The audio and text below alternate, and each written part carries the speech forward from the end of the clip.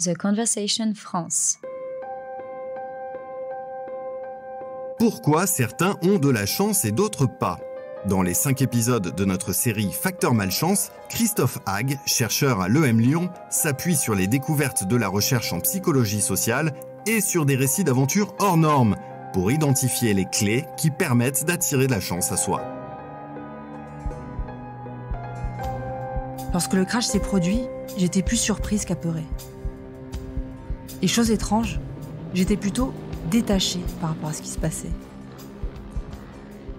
Au début, nous pensions qu'il s'agissait d'un trou d'air et je n'étais pas du tout inquiète. Mais au bout d'un moment, Paige m'a regardée, effrayée. Je lisais vraiment la peur dans ses yeux et sur son visage. Je lui ai alors dit de ne pas s'inquiéter. L'avion a chuté une seconde fois et les gens se sont mis à hurler. Mon fiancé m'a alors pris la main et j'ai pris la sienne, puis tout est devenu noir. Annette Efkens est la seule survivante du vol 474 de la compagnie Vietnam Airlines qui s'est écrasé le 14 novembre 92. Elle, qui était alors trader à Wall Street, a, chose extraordinaire, en plus réussi à survivre 8 jours dans la jungle hostile. Et elle se définit aujourd'hui comme une chanceuse malchanceuse. Bonjour Christophe Hague. Bonjour Thibaut. Vous êtes professeur à l'EM Lyon, chercheur en psychologie sociale et vous venez de publier Provoque ta chance aux éditions Albin Michel. Et vous avez rencontré Annette Efkens justement. Alors est-ce que vous pouvez nous en dire plus sur son histoire et notamment sur ses 8 jours de survie en milieu hostile après le crash aérien dont elle ressort comme étant la seule survivante? Alors Annette, c'est un personnage extraordinaire. C'est l'une des premières traders femmes européennes à Wall Street. Et il se trouve que le 14 novembre 1992, elle est invitée par son amoureux de toujours, Patch, dans une station balnéaire vietnamienne. Et pour y accéder, elle doit emprunter un parcours aérien et prendre l'avion. Elle qui déteste l'avion. Donc elle monte contre son intuition. Des fois, l'amour nous fait faire des choses un peu bizarres.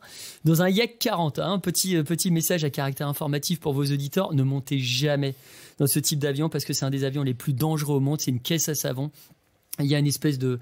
le centre de pilotage est bizarre, ça vibre de partout. Bon, bref, elle monte à bord, ils volent et l'avion se crache en pleine jungle vietnamienne. Et Annette est la seule survivante. Elle survit 8 jours dans cette jungle avec les 2 jambes brisées, un poumon perforé et la mâchoire cassée, plein de bestioles dans la bouche, etc. Bon, environnement plutôt hostile parce qu'à tout moment, on peut se dire il y a une bête féroce qui va vouloir vous croquer. Sauf que Annette, à aucun moment, n'a eu peur. À aucun moment. Qui est assez surprenant, quoi.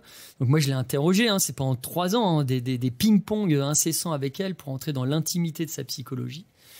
Et Annette me dit la chose suivante, elle me dit oui, j'avais l'impression d'être dans une espèce de bulle de protection. Et tout de suite, moi j'avais l'image, pour les fans du jeune sorcier Harry Potter, d'Harry Potter quand il est attaqué par des détracteurs, par des monstres, où il est protégé par cette espèce de bulle bleue qui emplit finalement d'émotions plutôt bénéfiques, qui renvoie à des souvenirs même inconsciemment stockés dans sa mémoire, de moments passés avec ses parents.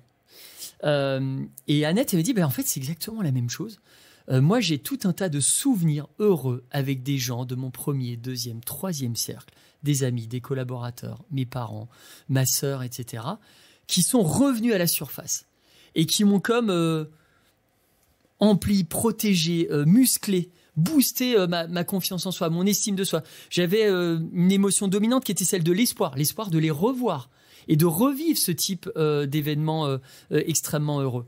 Et de là, Annette me dit, mais tu sais, je crois que quand on a vraiment un coup dur dans la vie, un coup de malchance, si on veut rebondir par rapport à ça, si on veut bien le digérer psychiquement, je crois que pour être capable de ça, il faut avoir dans sa vie investi affectivement dans les autres. Parce que automatiquement, il y a un retour sur investissement affectif. C'est très intéressant parce que ça rappelle un autre témoignage, c'est celui de Nando qui était le seul survivant du crash dans la cordillère des Andes, qui vous avait dit exactement la même chose dans votre précédent livre, La contagion émotionnelle. Et c'est vrai que Nando Parrado, pour aller chercher les secours et pour être motivé à les chercher, donc il n'avait pas grand-chose à manger, si ce n'est des copeaux de chair humaine de ses copains, il n'était pas équipé pour l'altitude, la haute altitude, et pour parcourir ces chaînes montagneuses, il y avait une seule image qu'il avait en tête, c'était celle de retrouver son père. Et c'est ça qui le boostait, et c'est ça qui le faisait avancer, et qui l'énergisait. Hein. L'émotion, c'est pas que psychique, c'est pas que dans la tête. Il y a une dimension corporelle. Quand on a peur, ça va activer les muscles des cuisseaux, et c'est comme ça qu'on pourra prendre la fuite et se sauver d'un prédateur.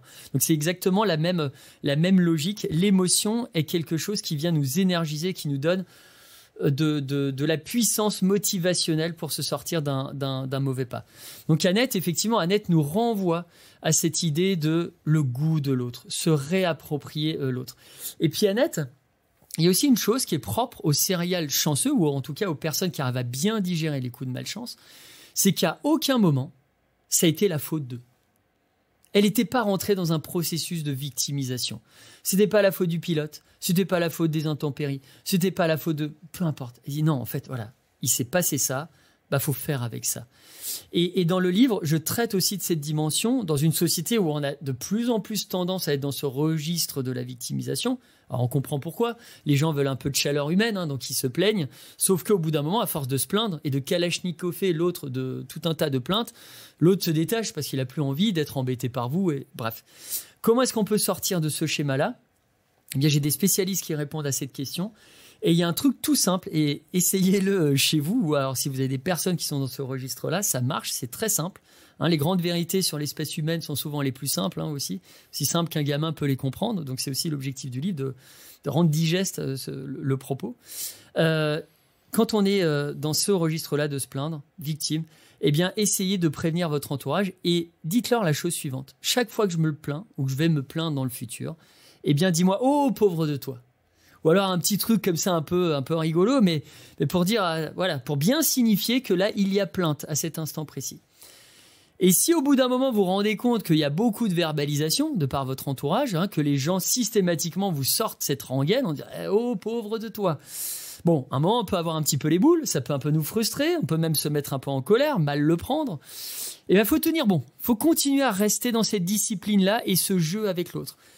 Jusqu'à temps que on arrive à anticiper la réplique de son entourage et à se dire soi-même « Oh, pauvre de moi-même » et à en rire.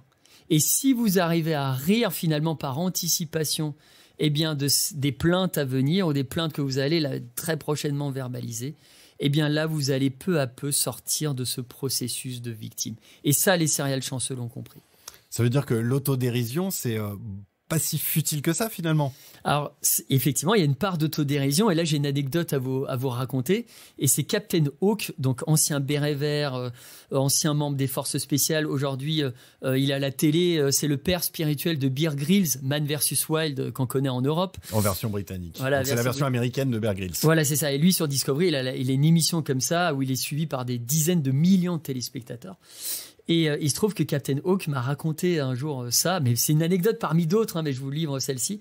Il me dit, une nuit, on était avec une équipe des forces spéciales, on volait au-dessus du territoire ennemi en rase-motte, à bord d'un jet privé d'un baron de la drogue qu'on lui avait confisqué. Et il se trouve qu'à un moment, sur un bimoteur, il y a une panne d'un des moteurs. Donc là, le pilote plutôt chevronné, savait faire, il savait piloter, il avait 20 ans de métier, etc. Sauf que quelques secondes plus tard, deuxième panne moteur. Et là, ils ont beau être supra-entraînés, ils étaient tous un peu en panique. Il y avait les petites gouttelettes qui ruisselaient comme ça le long de la tempe de chacun. C'était mal engagé, effectivement. C'était très mal engagé. Il n'y a pas de chance quand même. Les deux moteurs, quoi. Et là, Captain Hawk, donc il y a cette phase de panique, mais à un moment, il y a une espèce de sursaut comme ça et il se met à rire très fort. Un peu comme ces rires qu'on peut avoir lors d'un enterrement ou d'un événement dramatique. Un rire nerveux. Ouais, on lâche la tension. C'est très freudien, tout ça, c'est pour libérer de la tension psychique.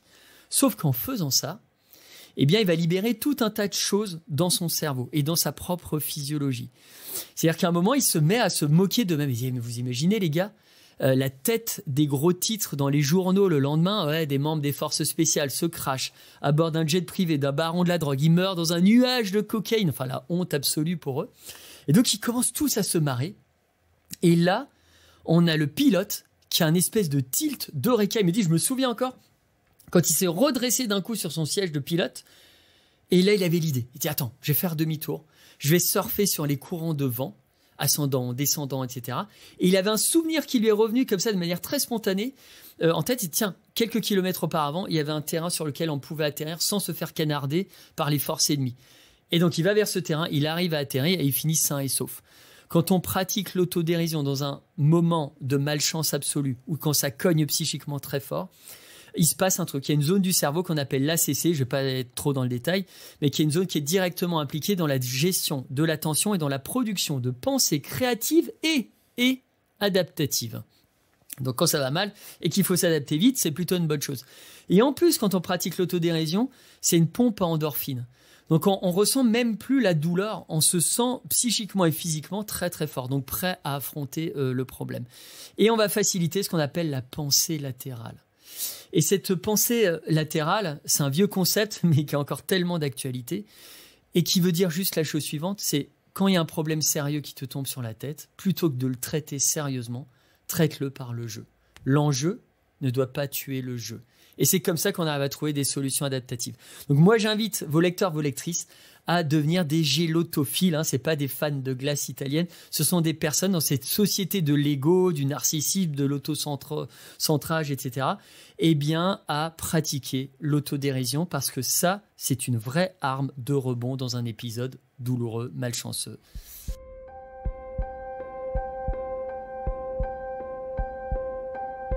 Pour en revenir à Annette Efkens, il y a un autre facteur qu'elle mentionne, c'est la maîtrise de l'espace-temps. Elle change de regard sur la jungle hostile et elle entre en harmonie avec elle pendant ces 8 jours de survie.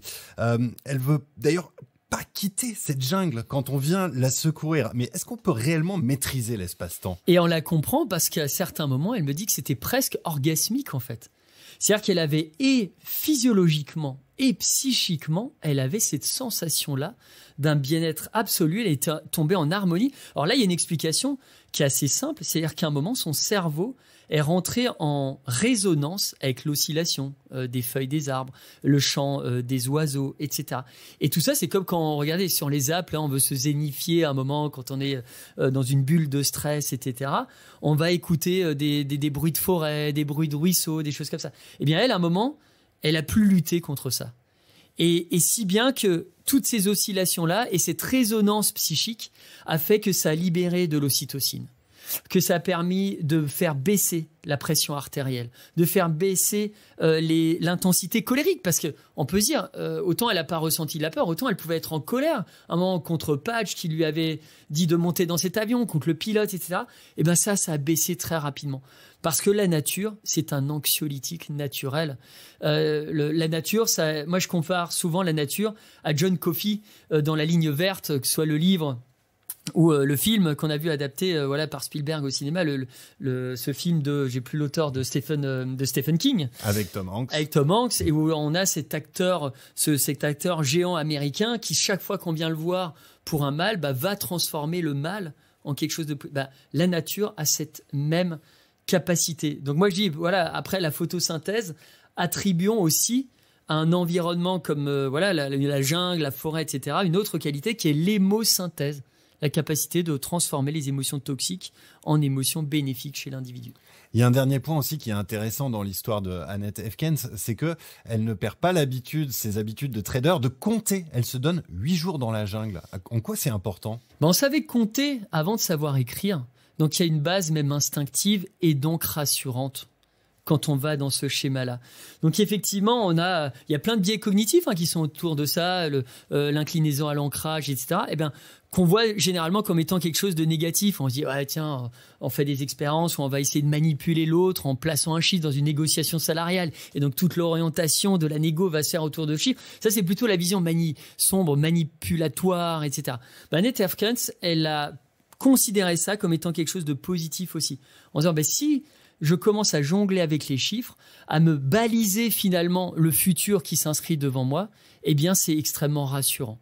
Et c'est ça qui lui a permis aussi de faire baisser la tension psychique, de faire baisser les pointes d'angoisse et d'éteindre plusieurs feux ici et là au cours de son expérience de vie. Et donc de se créer une bulle de sécurité, ce que vous nous disiez au début de ce podcast. Merci beaucoup Christophe Hague pour ces nouveaux conseils sur comment provoquer sa chance. Et pour ceux qui veulent en savoir plus, je renvoie à votre livre « Provoque ta chance, pourquoi certains en ont et d'autres pas » aux éditions Albin Michel. Merci encore. Merci Thibaut.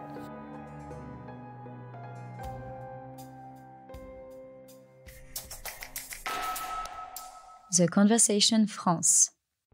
In Extinso est un podcast de The Conversation. Chaque vendredi, la rédaction donne la parole à la recherche pour mieux comprendre l'actualité. Retrouvez l'ensemble des épisodes d'In Extinso et nos autres séries directement sur theconversation.com dans la rubrique podcast.